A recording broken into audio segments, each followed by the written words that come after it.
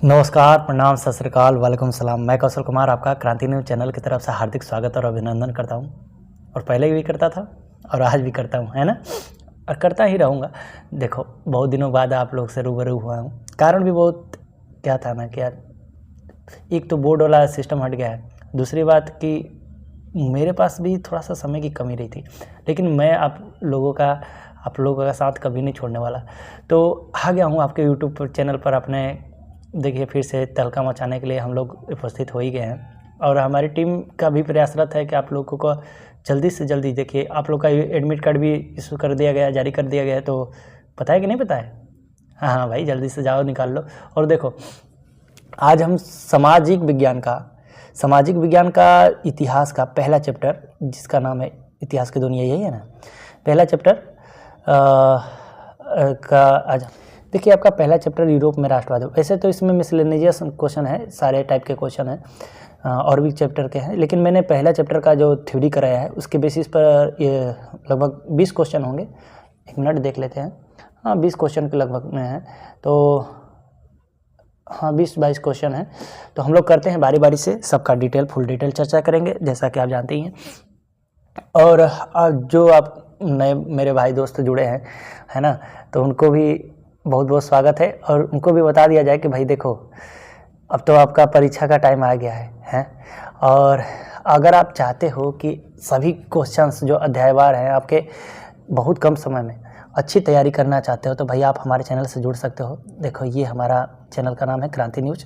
वैसे आपको नहीं पता चलेगा, अगर आपको कहीं दिक्कत होगी तो आप ये नंबर पे, ठीक है, ये नंबर पे आप हमसे कांटेक्ट कर सकते हो, ठीक है।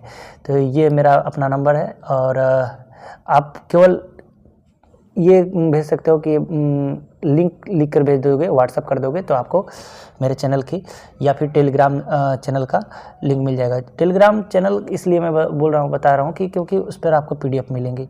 जो भी मैं PDF करवाऊँगा, जो भी मैं लिखवाऊँगा या जो भी समझाऊँगा, तो उसका PDF आपको वहीं पर अपलोड मिलेगा, ठीक है।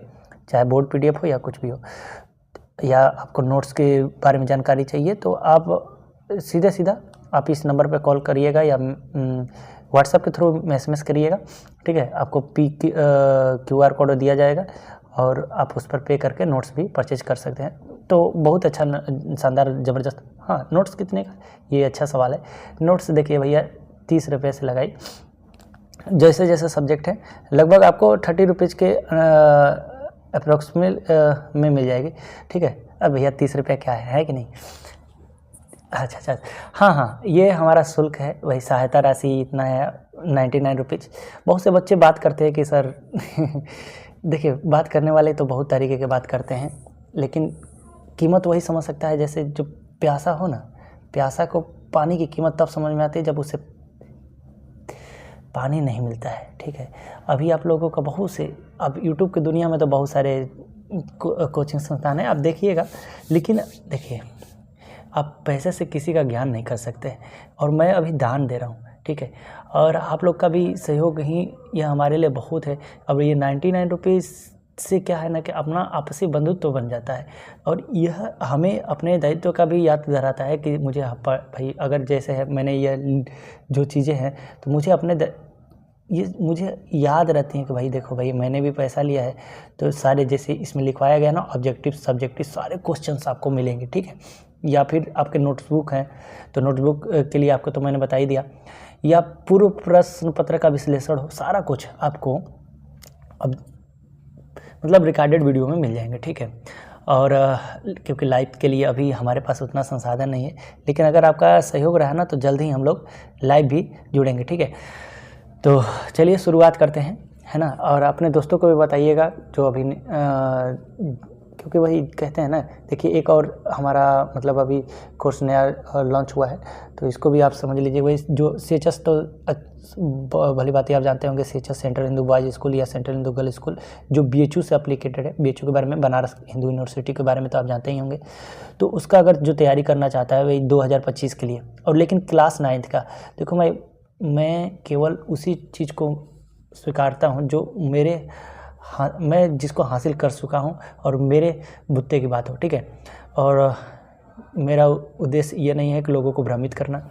और क्रांति न्यूज़ ये आपके लिए हमेशा हर चीज़ के लिए तत्पर है। तो ये मेरा चैनल का ऐसे आपको लिंक नहीं मिल पाएगा, तो मैं बार बार बोलता हूँ कि ये मेरा नंबर है और इस नंबर पर आप मुझसे, है ना, व्हाट्सएप के थ्रू लिंक ले सकते हैं। और जैसे इसमें क्या है कि इसमें प्रतिदिन रिकॉर्डेड वीडियो मिलेंगी, PDF नोट्स मिलेंगे और डेली शाम 6 बजे लाइव क्लासेज मिलेंगे। तो हाँ ज़रूर, जो बात मैंने बोल दिया तो जरूर पक्का है। और विगत प्रश्न पत्र का विश्लेषण इसमें MCQ किया जाएगा। तो इसका केवल 199 रुपीज़ है फीस है। तो ठीक है दोस्तों, आप चलिए शुरुआत करते हैं। बहुत से बच्चों का ये जहन में भी रहता है कि सर बहुत दिनों बाद आते हैं और आते हैं तो केवल ये कोर्स है वो नहीं, ऐसी बात नहीं है दोस्त। देखो कहते हैं ना कि घोड़ा घास से दोस्ती करेगा तो खाएगा क्या। कुछ अपनी भी मजबूरियां हैं, लेकिन हम चाहते हैं कि जल्द से जल्द आप लोगों के, देखिए अभी तो गणतंत्र दिवस आने वाला है, तो इसके लिए तो मैं आपके लिए टाइम निकालूंगा और भरसक जितना प्रयास में मुझे लगता है मैं अपने से करता ही हूँ। और देखिए अब पहला चैप्टर में आपका पहला क्वेश्चन है, वियना सम्मेलन की मेज़बानी किसने की। तो देखिए भाई, वियना सम्मेलन तो उसी बच्चे को समझ में आएगा जो थोड़ा बहुत थ्योरी क्लासेस किया होगा। और मेरा थ्योरी क्लासेस देखिए कुछ ऐप पर भी है और कुछ यूट्यूब चैनल पर है। तो यूट्यूब चैनल पर आपने अगर किया होगा तो भी आपको पता चल जाएगा। देखो भाई, मैप की जानकारी होनी बहुत ज़रूरत होती है, मैप टॉनिक होता है। अब यहाँ देखिए है वियना। अब वियना बच्चा को समझ में नहीं, वियना है क्या। देखो भाई, मैंने बताया था, देखो अभी भी बता दे रहा हूँ। जब आप यूरोप का मानचित्र लेते हो तो यूरोप में एक देश पड़ता है। वैसे तो बहुत सारे देश हैं, ऐसे छोटे छोटे बहुत सारे देश हैं। यूरोप जो कॉन्टिनेंट है ना, बहुत डेवलप है, बहुत विकसित है। तो यूरोप में अभी आपको बताया था एक ट्रिक के माध्यम से कि देखो भाई, कोने में बगल में है गाल के इधर है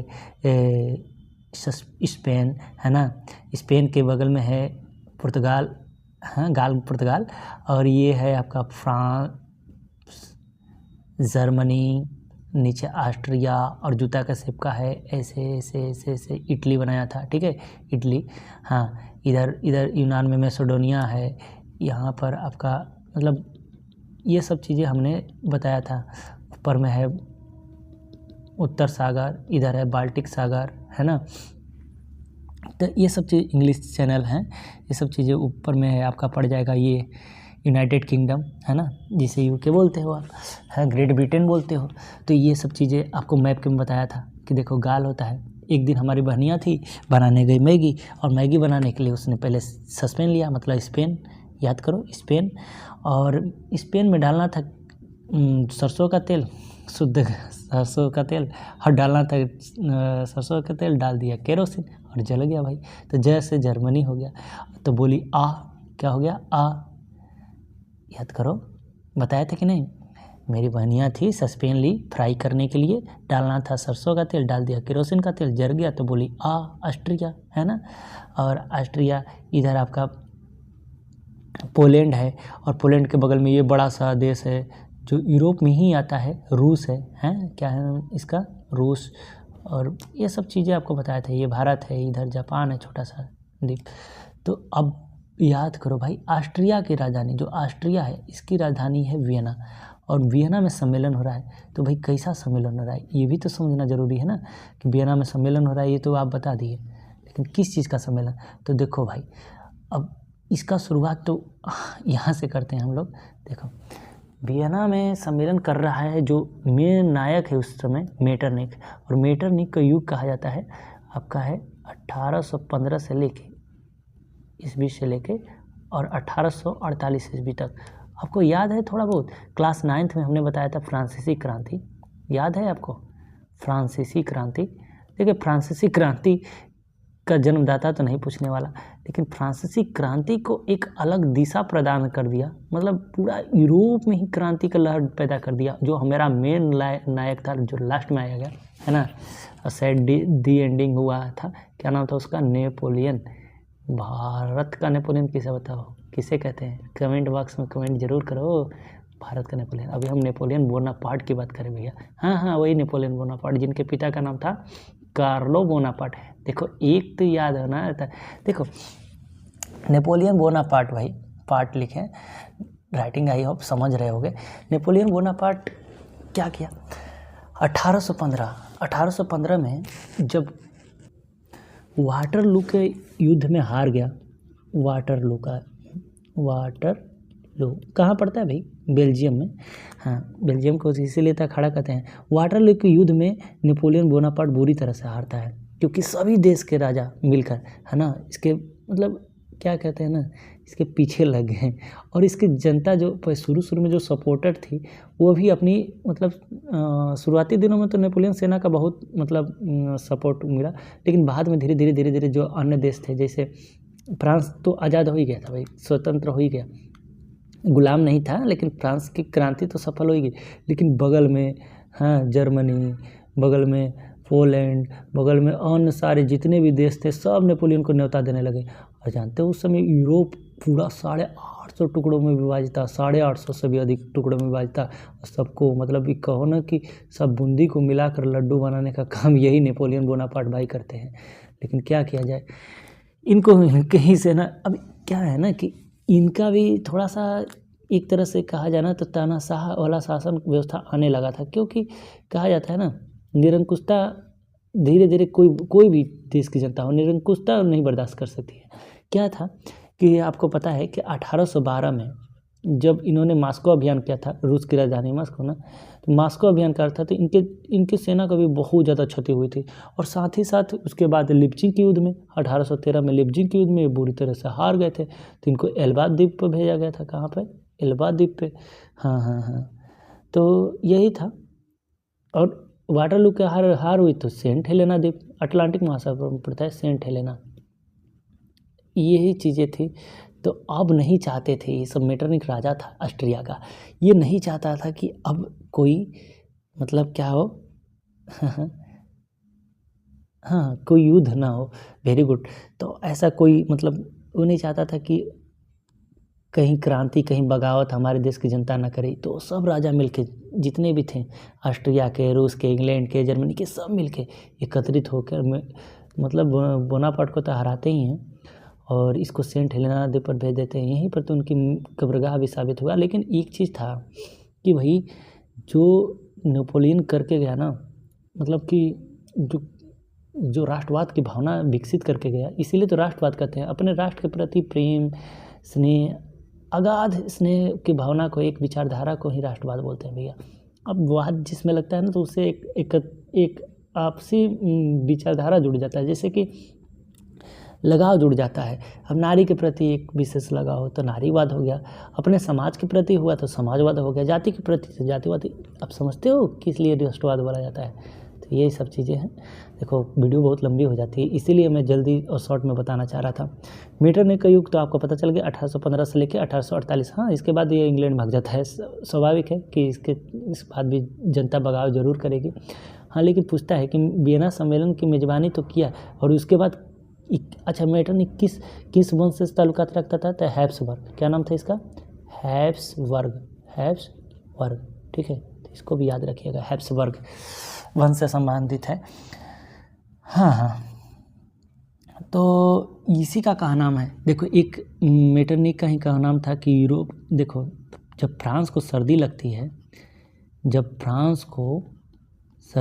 है तो सारा यूरोप छिपता है, तो सभी यूरोप छिपता है। इसका अब जो लड़का नहीं पढ़ा होगा ना, तो कहता है यूरोप छिपता है, फ्रांस को सर्दी लगता है।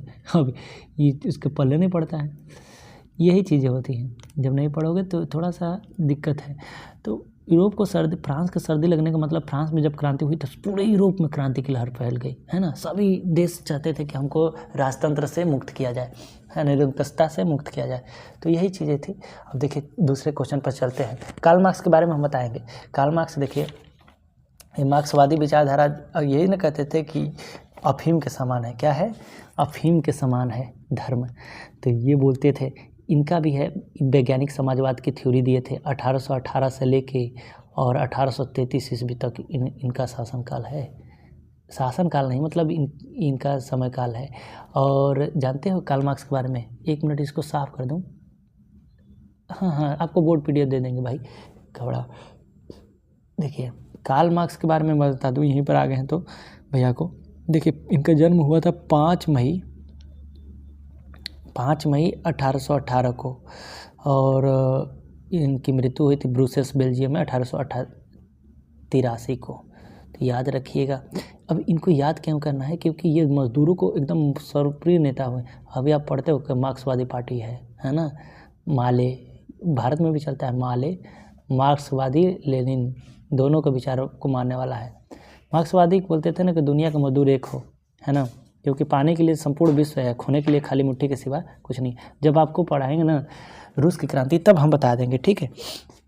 लेनिन, उसी समय लेनिन आते हैं हमारे। चलिए अब हम दूसरे क्वेश्चन की तरफ चलते हैं। निम्न में से किस सम्मेलन, अब पूछ रहा है कौन सा सम्मेलन हुआ कि जिसमें जर्मनी की क्षतिपूर्ति राशि को कम कर दिया जाएगा। अब जर्मनी पर कैसे कर लगाए गए, कैसे टैक्स लगाए गए, क्या क्या किया गया, तो क्षतिपूर्ति राशि क्या है, ये सब चीज़ें जब जर्मनी का एकीकरण पढ़ते तो बताते हैं। इसमें लुजोन सम्मेलन होगा, जिसे लौसाने लिख दिया है, ठीक है। तो हाँ, बेशक यही उत्तर होगा। आप चाहे विकिपीडिया पर खोज लो, देखो नेट पर तो बहुत सारी चीज़ें लिखती हैं, लेकिन ये चीज़ें हैं। लुजोन सम्मेलन हुआ था, जर्मनी की क्षतिपूर्ति राशि को थोड़ा सा अमेरिका के दबाव में आकर कम किया गया। अब आगे वाले क्वेश्चन पर चलते हैं, क्योंकि समय बहुत ज़्यादा लग जाता है। हाँ देखिए, तीसरा क्वेश्चन है, अमेरिका में न्यू डील किसने लागू की। अब न्यू डील क्या है, अब तो ये भी समझना पड़ेगा। देखो भाई, पहले मैं बता दूं कि 1929 की बात मैं बता रहा हूँ, सन 1929 की। इसमें इस समय ना विश्वव्यापी आर्थिक मंदी आ गई थी, विश्वव्यापी, पूरा विश्व भर में मतलब आर्थिक मंदी आ गई थी। आर्थिक मतलब समझते हो ना, पैसे से बात हो रहा है। तो एकदम मतलब कि सब जगह महंगाई आ गया, और इतनी मंदी आ गई कि पैसा, मतलब कहते हैं कि एक पूरा बैलगाड़ी जाता था रुपया, तो उधर से एक ब्रेड का पैकेट आता था। इतना ज़्यादा महंगाई हो गया। अब पूरे विश्व में क्रय शक्ति का ह्रास हो गया था, उत्पादन अधिक हो गया था, मांग में कमी आ गई थी। अब ये कैसे हुआ, तो आपको याद होना चाहिए। देखो भाई, डेट्स याद करोगे तब याद हो जाएगा। 1914 की बात कर रहे हैं, 1914 से लेकर 18 तक लगभग 4 वर्षों तक चला था फर्स्ट वर्ल्ड वार, याद है ना, फर्स्ट वर्ल्ड वार मतलब प्रथम विश्व युद्ध, जिसमें कि अब देखो सभी देश, यूरोप के अधिकतर देश आपस में लड़ने भिड़ने में लगे थे। यहाँ तक इससे कि भारत से भी गया था, है ना, सैनिक भेजे थे, सार्जेंट की उपाधि दिया गया था महात्मा गांधी को। हाँ, ब्रिटेनवा चुट्टा सब करवा रहे थे। देखो भाई, यूरोप या अन्य देश आपस में लड़ते भिड़ते रहे, और हाँ, ये सब मित्र राष्ट्र, धुरी राष्ट्र आपको तब बताएंगे जब आप देखो। इसका एक ट्रिक है, आज ई फारू मित्र राष्ट्र है। इंग्लैंड, फ्रांस, रूस, अमेरिका भी लास्ट में शामिल हो गया, तो इसको भी ले ही लो अमेरिका, लेकिन बाद में लुसिटानिया जहाज को डुबा दिया गया, है ना। ई फारू, और आज ई फारू के आज फाड़ दे गए, है ना। तो आज से ऑस्ट्रिया, जर्मनी और इटली एक साइड से थे, लेकिन इटली जाके उन्हीं के फेवर में हो गया था। तो ये फर्स्ट वर्ल्ड वार जब बताएंगे तो फुल डिटेल में चर्चा करेंगे। अभी तो हम लोग MCQ कर रहे हैं ना। इतना समझो कि जब 1914 से लेकर 1918 तक और सभी देशों का अनाज चाहिए, क्योंकि लड़ाई झगड़ा होगा तो उसमें अनाज की पैदावार कहाँ से होंगी, और ज़रूरतें बढ़ जाती हैं। तो सभी से गोल्ड लोन ले लेके अमेरिका क्या करता था ना, अमेरिका का एक शेयर बाजार है, उसका नाम है वॉल स्ट्रीट। एक याद करो, भारत का शेयर बाजार द वॉल स्ट्रीट। तो ये चीज़ें हैं। अमेरिका में अचानक इतना ज़्यादा पैदावार हो गया, क्योंकि इस समय तो बहुत ज़्यादा अनाज की ज़रूरत पड़ती है भाई, सैनिक को भेजना है, ये करना है, वो करना है, और अन्य देशों में तो उस समय खेती होगा नहीं, क्योंकि लड़ाई झगड़ा में कहाँ से ये सब होगा। लेकिन जब युद्ध समाप्त हुआ तो अमेरिका का उत्पादन अधिक हो गया, जिससे मांग में कमी। अब भाई कोई चीज़ का उत्पादन ज़्यादा हो जाता है, सोचो अभी हाल ही में ठंडी का सीज़न है, अब बहुत ज़्यादा गोभी बारिश होने से गोभी की फसल नुकसान हो गई, तो अधिक उत्पादन हुआ था और नुकसान भी हुई, तो मार्केट में ज़्यादा आ गया। जब मार्केट में ज़्यादा आ जाता है तो उसका प्राइस क्या हो जाता है, कम हो जाता है, दाम में कमी आ जाती है। जब उत्पादन अधिक होगा तो दाम में कमी आएगी ही, जाहिर सी बात है। तो ये चीज़, और दूसरी काम का था ना कि क्या करता था कि गोल्ड लोन ले लेके कर्जा देता था। और दूसरी बात EMI पर लोन देता था, ये समझो। इसके लगभग 25,000 से भी अधिक बैंक इसके देश में चल रहे थे। किसी के बारे में उसको KYC भी नहीं करवाया था। मतलब अभी तो आपको पता होगा मोदी जी ने KYC, नो योर कस्टमर, मतलब किसी का उसको डिटेल भी नहीं पता था। अब सोचो इतनी सारी चीज़ें थी। लेकिन धीरे धीरे समय बदलता गया और आर्थिक मंदी को दूर करने के लिए फ्रैंकलिन डी रूजवेल्ट ने न्यू डील नीति अपनाया। मतलब बैंकों पर थोड़ा कठोर पाबंद लगाया, महिलाओं को भी आर्थिक क्षेत्र में रोजगार देना चालू किया और सहभागिता करने चालू किया और संविदा पर नौकरी देना चालू किया। तो यही सब चीज़ें हुआ। तो धीरे धीरे सर कुछ आपको समझ में आया। अब देखिए 7वां क्वेश्चन की तरफ चलते हैं हम लोग। हीगल किस देश का दार्शनिक था? भैया हीगल के बारे में नहीं जानते हो तो क्या बताया जाए, बताओ। इन्हीं का न कथन है कि मारो पीटो, लड़ाई झगड़ा, खून खराबा, कुल चीज़ सब मतलब कुछ भी हो जाए देश के लिए, क्योंकि राष्ट्र से बढ़ के कुछ नहीं होता, राष्ट्र से ऊपर कुछ नहीं। इन्हीं का है वाक्यांश, ऊपर कुछ नहीं। अब सोचो, इन्हीं से तो प्रेरित होकर कौन, क्या नाम था उसका, जर्मनी का चांसलर बिस्मार्क। जर्मनी का चांसलर कौन था? बिस्मार्क। रक्त और लौह की नीति अपनाया था बिस्मार्क। फ्रैंकफर्ट से धन निकाल के सैनिकों पर खर्चा कर दिया। रक्त और लौह की नीति मतलब कोई भी ऐसा लोहा हो जो खून का स्वाद ना चखा हो, इसका मतलब नहीं बनता है। नहीं समझे? हाँ, भाला गड़ासा तीर तलवार कटार, एक बार उसको रक्त की ज़रूरत पड़ना चाहिए, क्योंकि राष्ट्र से ऊपर कुछ नहीं। अपने देश को आज़ाद करने के लिए कुछ भी मंजूर है। महात्मा गांधी क्या बोलते थे? अहिंसा परमो धर्म। ठीक है, तो अपना अपना विचारधारा है। तो हीगल कहाँ से था भैया? जर्मनी के थे। और बिस्मार्क बहुत ज़्यादा उनका समर्थक था हीगल के विचार का। तो जर्मनी के एकीकरण में बिस्मार्क का बहुत बड़ा योगदान है। और भारत का बिस्मार्क किसे बोलते हैं बताइए? सरदार पटेल को, क्योंकि कूटनीतिज्ञ होना चाहिए, ये बोलना जरूरी है। अच्छा, एक चीज़ मुझे याद नहीं आया था, शायद माइंड स्लिप हो गया, अभी मैं बताऊंगा आगे जब। चलिए 5वां क्वेश्चन की तरफ चलते हैं। वियना कांग्रेस का मुख्य उद्देश्य क्या था? भैया बताओ, वियना कांग्रेस क्यों हुआ था? गणराज्यों को पुनर्स्थापित करना है। अरे गणराज्य तो थे ही नहीं उसमें, लोकतंत्र तो था ही नहीं, तो राजतंत्र को फिर से जीवित करने के लिए ना, पुनर्स्थापित मतलब फिर से स्थापित करने के लिए ना किया गया था। और आपको पता है कि फ्रांस में कहा जाएगा कि फ्रांस की क्रांति के बाद जब नेपोलियन बोनापार्ट की हार होती है और उसे सेंट हेलेना द्वीप पर भेज दिया जाता है, तो जो वियना सम्मेलन आयोजित किया गया था, जिसके मेज़बानी कर रहे थे आपके भैया कौन, वियना के जो हैब्सबर्ग के शासनकाल में कौन थे भैया? मेटरनिख। हाँ, तो मेटरनिख किस वंश को लाए थे फ्रांस में फिर से? तो फ्रांस में फिर से बच्चा सोचेगा कि फ्रांस तो बुर्बो वंश तो समाप्ति हो गया। फ्रांस में जब लुई 16वां था, बुर्बो वंश के थे ना, लुई 14वां, लुई 16वां, याद है फ्रांसीसी क्रांति में? हाँ, लुई 14वां, लुई 16वां, लुई 15वां, ये नाम भी इन लोग का है। अब ऐसा मोहन प्रसाद 1, मोहन प्रसाद 2, मोहन प्रसाद 3, ऐसा भारत में कोई भी नाम मिला है नहीं ना, लेकिन इन लोग का ऐसा ही नाम था। तो ये फिर से बुर्बो वंश के ही राजा को लाते हैं। और देखिए उस समय लुई 17वां बनने से इनकार कर देता है, डर गया था ना बेचारा इसके पिता के साथ जो हुआ। देखो लुई 17वां 18वां समाकुल था, एकदम मतलब ऐसा कहो शेर की जो दहाड़ता नहीं था। तो यहाँ की जनता भी खुश थी, चलो यार दहाड़ नहीं रहा है तो अच्छा तो है। अब उस शेर से कौन डरेगा जो दहाड़ नहीं मारे, हैं भीगी बिल्ली सा बना रहे। तो लुई 18वां तो बनता है, लेकिन इसके बाद जो चार्ल्स 10 आता है, कोई बोलता है चार्ल्स एक्स भी, जो चार्ल्स 10 आता है, ये अपना प्रधानमंत्री किसको बनाता है भैया? पोलिगनेक को। पोलिगनेक जैसे ही प्रधानमंत्री बनता है, चांसलर बोलते हैं उसके, प्रधानमंत्री पद को चांसलर बोलते हैं। तो पोलिगनेक जैसे ही बनता है 4 अध्यादेश फटाफट जारी कर देता है। 4 अध्यादेश, विशेषाधिकार, अध्यादेश मतलब उसमें विशेष अधिकार देने लगा। अब विशेष अधिकार मतलब समझ रहे हो किसको? हाँ, कुलीन सामंत वर्ग को विशेष अधिकार देने लगा। अब तो जनता बगावत फिर से की है। और इसके बाद वही 25 जुलाई 1830 को बुर्बो वंश पूरा समाप्त हो जाता है। तो पूछेगा बुर्बो वंश की समाप्ति कब होती है भैया?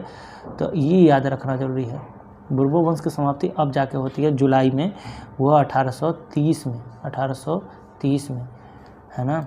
लुई 16 को तो गिलोटिन पे चढ़ा देता है सब। वही रॉबस्पियर का जब आतंक पढ़ाएंगे तब आपको उग्र राजतंत्र में पढ़ोगे, ठीक है। लेकिन इसके राजा का अधिकार कुछ जैसे इटली वाले जो नीचे इटली का क्षेत्र है वहाँ पर हाँ, सिसिली और नेपल्स वाले क्षेत्र में रहता है। और दूसरी यहाँ पे पोप वाला कब्जाई इलाका में, हाँ, इनका अधिक फ्रांस का कब्जा, फ्रांस का ही मतलब समर्थन रहता है। ठीक है, तो जब इटली का एकीकरण पढ़ेंगे ना तब भी समझ में आएगा। अभी चलते हैं दूसरे क्वेश्चन पर। अब सिकंदर कहाँ का निवासी था बताओ भाई। ऐसा क्वेश्चन अगर आ जाए तो कौन नहीं मार देगा। यूनान का था, अब नहीं पढ़ा होगा तो उसको तो नहीं आएगा। मकदूनिया, मेसोडोनिया, इसको हिंदी में बोलते हैं मकदूनिया, मेसोडोनिया। अभी सिकंदर के बारे में और कुछ भी जान लीजिए भाई। देखो आसपास एक ट्रिक है, आसपास एकदम अच्छा है। देखो सिकंदर के गुरु का नाम अरस्तु, अरस्तु के गुरु का नाम प्लूटो, प्लूटो के गुरु का नाम सुकरात, सुकरात के गुरु का नाम अफलातुन। क्या नाम था भैया? अफलातुन। अब सुनो, सिकंदर जो मेसोडोनिया का शासक था, मेसोडोनिया यूनान में ही एक देश है, देख लेना, मैप पर देखोगे तब समझ में आएगा। मेसोडोनिया, इसके पिता का नाम क्या था? फिलिप। क्या नाम था? फिलिप। और माँ का नाम था ओलंपिया। अब देखो फिलिप की एक आँखें नहीं थी, लेकिन ओलंपिया कहती थी कि ये भगवान का दिया अवतार है। ये अपने बच्चा को इतना, मतलब सिकंदर को कहा जाता है ना कि जैसे कि जयवंता जिस प्रकार से महाराणा प्रताप को चार्ज करके रखती हैं, मतलब माँ का एक अहम भूमिका होता है युद्ध में, युद्ध हो या जो भी हो। तो हाँ, माँ जीजाबाई किसके लिए? शिवाजी के लिए। वैसे ही ओलंपिया कहती थी ना कि तुम्हें विश्व विजेता बनना है, तो वही ना, जो जीता वही सिकंदर। सुने होंगे, कहावत में भी होता है। सिकंदर के जो गुरु थे अरस्तु, ये नहीं चाहते, ये इसने समझाया था कि भाई इसकी ज्वलंत आकांक्षाएं को देखकर इसको मना भी किए थे कि भाई विश्व विजेता कैसे बन सकते हो, भला बताओ। कोई देश जीत लोगे, राष्ट्र जीत लोगे, लेकिन पूरा मतलब विश्व जीतना बहुत मतलब चैलेंजिंग वाला काम था, लेकिन माना ही नहीं अपने गुरु जी का बात। तो हाँ, इसकी पत्नी का नाम था रुक्साना, रेक्सोना लिखा रहता है, इंग्लिश में तो रेक्सोना ही कहते हैं, रेक्सोना। ठीक है, तो इसके बारे में बहुत कुछ है। जब भारत का इतिहास पढ़ेंगे ना, पोरस के बारे में, चंद्रगुप्त मौर्य के बारे में, तब हम बता देंगे। ठीक है ना। अब बताओ, ऐसा सवाल कौन बताएगा, फ्रांसीसी क्रांति कब हुई? अभी तो बताए थे 14 जुलाई 1789 को। अब ऐसे क्वेश्चन में देर थोड़ी करते हैं। राष्ट्रीय आंदोलन का केंद्र जेना विश्वविद्यालय, जेना कहाँ था भाई? जेना जर्मनी में, जैसे जेना जैसे जर्मनी। और कोसुत का संबंध किस चीज़ से है? देखो अभी 9th वाला भी दिखाई देते हैं कोसुत। देखिए कोसुत जो थे ना, ये राष्ट्रवादी विचारधारा के थे, तो ये हंगरी से संबंधित थे, हंगरी से। ठीक है, ऑस्ट्रिया नहीं होगा, हंगरी होगा, लग गया है मिस्टेक्स वाइज। ठीक है, अब 13वां क्वेश्चन की तरफ चलते हैं। देखिए 13वां में दिया है कि इटली और जर्मनी वर्तमान में किस महाद्वीप के अंतर्गत आते हैं? बताओ यार, ऐसा क्वेश्चन रहेगा तो अगर ना इसका जवाब दे पाओ तो ऐसा भला पढ़ाई का मतलब ही क्या रह जाएगा है। अभी देखो, फ्रांस में किस शासन की पुनर्स्थापना वियना कांग्रेस के द्वारा हुई? अभी बताया था ना, और जस्ट वही क्वेश्चन आ गया। अब बताओ इसका आंसर आप ही कमेंट बॉक्स में कमेंट करो। अब 15वां क्वेश्चन की तरफ देखते हैं। देखो ये आपका है 15वां क्वेश्चन, एक मिनट इसे बड़ा कर देते हैं। मेजनी का संबंध। देखिए मेजनी का संबंध बता दें पहले, कार्बोनरी दल से था। ये गुप्त संगठन है कार्बोनरी दल। देखिए जब आप इटली का एकीकरण पढ़ोगे ना तो मेजनी का बहुत बड़ा योगदान माना जाता है। क्यों? अच्छा क्यों? क्योंकि ये इसे युवाओं का नेता कहा जाता था। क्या कहा जाता था? युवाओं का नेता, युवाओं का नेता। आप जानते हो इसने लगभग कई बार, देखो ये पूर्ण गणतंत्र का समर्थक था। अब ये चीज़ें इसका युवाओं का नेता, युवाओं का, हाँ क्यों? अब देखो जिसमें राजा बना था, क्या नाम था उनका भैया? चार्ल्स एल्बर्ट के बाद बने थे, क्या नाम उनका? Victor Emmanuel. हाँ, तो विक्टर एमेनुअल जो थे, इससे इसका मतलब उतना मतलब जमता नहीं था, क्योंकि ये व्यवहारवादी गुण इसके में कमी थी। ये आदर्शवाद था, जो मतलब जो चीज़ आया मन में, मुंह में एकदम बोल देता था। अब आदर्शवाद, व्यवहारवाद आपको तब समझ में आ रही है। देखो व्यवहारवाद मतलब आचरण उसका तब चेंज हो जाए जैसा जैसा मतलब सामने वाले के अनुसार। व्यवहारवाद उसी को बोलते हैं ना। ये कई लोग होते हैं कि मुंह पर कुछ बतियाएंगे, सामने पीठ से कुछ बतिया देंगे, उसको व्यवहारवाद बोलते हैं। हाँ, जैसा समय बदला वैसा ना बदलता मरद किसान, तो व्यवहारवाद वाला गुण है। और आदर्शवाद जो है, राम जी वाला एकदम आदर्शवाद, जो चीज़ है तो मुँह पर बोल देगा, भैया तुम काला है तो काला है तो काले बोलेगा। हो, नेताओं में व्यवहारवाद गुण बहुत ज़्यादा होता है, देखोगे। तो ये चीज़ें थी काउंट काबूर में। काउंट काबूर बहुत मतलब कूटनीतिज्ञ था एकदम। काउंट काबूर को बोला जाता है ना, काउंट काबूर बड़ा कूटनीतिज्ञ था। देखिए क्या था कि ये बेचारा कई ठुका गुप्त संगठन बनाया था, यंग इटली, यंग यूरोप, मतलब 1833 में बनाया था, लेकिन बेचारा हार गया। अंततः उसको छोड़कर भागना ही पड़ा। तो यह उसके बाद जो विक्टर एनुमुअल बनते हैं, अपना प्रधानमंत्री किसको बनाते हैं? एनुमुअल किसको बनाते हैं प्रधानमंत्री? काउंट काबूर को। काउंट काबूर का योगदान बहुत ज़बरदस्त है ना, ये आप समझोगे जब आप पढ़ोगे इटली के एकीकरण में, ठीक है। गैरीबाल्डी पेशे से क्या था? देखो गैरीबाल्डी का योगदान ना इटली एकीकरण में बहुत अच्छा है, और सुनोगे ना तो यार एकदम गजब है। मतलब इनका तारीफ किसने किया था? लाला लाजपत राय ने। अब सोचो क्यों किए थे लाला लाजपत राय? हाँ, गर्म दल के नेता थे भारत में, हाँ, जिन पर लाठियाँ बैठाया था राय, हाँ, जब भारत में पढ़ाएंगे। इन्होंने गैरीबाल्डी के योगदान को बहुत अच्छा सराहना की है, प्रशंसा किया है। क्यों? क्योंकि एक नाविक होते हुए भी, मतलब एकीकरण का तलवार इसे बोला जाता है, एकीकरण का तलवार। ये इसका जो योगदान है ना इटली एकीकरण में, तो बहुत ज़बरदस्त है। अरे इसको तो प्रधानमंत्री तक का पद को त्याग दिया, इस पद को भी त्याग दिया जिसमें विक्टर एनुमुअल इसे प्रधानमंत्री बना रहे थे। सिसिली और नेपल्स प्रदेशों को एकीकृत करने के लिए इसने बहुत बड़ा योगदान किया है, सिसिली और नेपल्स, ठीक है। तो याद रखना, जो नीचे वाले भाग में आते थे इटली का, जो ये जिस पर फ्रांस का कब्जा था, ये चीज़ें तो याद रखना। जर्मनी राइन संघ का निर्माण नेपोलियन बोनापार्ट ने किया था, ठीक है। हाँ, जर्मनी को एकीकृत करके मतलब 13 भागों में विभाजित किया था। चलिए आज के लिए बस इतना ही, मिलेंगे कल किसी नेक्स्ट वीडियो में नेक्स्ट जानकारी के साथ। तब तक के लिए दीजिए इजाज़त। नमस्कार, धन्यवाद।